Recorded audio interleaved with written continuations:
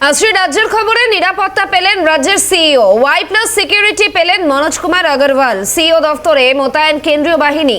মুখ্য নির্বাচনী আধিকারিকের নিরাপত্তায় কেন্দ্রীয় বাহিনী। নিরাপত্তা পেলেন রাজ্যের সিইও।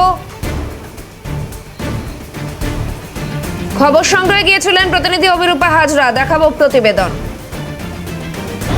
জাতীয় নির্বাচন কমিশনের আগেই নির্দেশ ছিল, নির্বাচন কমিশনার অর্থাৎ মুখ্য নির্বাচনী আধিকারিকের এবং শুধু মুখ্য নির্বাচনী আধিকারিক না, অন্যান্য আধিকারিকদেরও নিরাপত্তা দিতে হবে। তার অন্যতম কারণ হচ্ছে বিএলও সহ একাধিক জায়গায় রাজনৈতিক দলগুলো বিভিন্ন সময় এই মুখ্য নির্বাচনী আধিকারিক দপ্তরে এসে একাধিকবার বিক্ষোভ দেখিয়েছেন, ফলত নিরাপত্তার অভাব বোধ করেছেন তারা।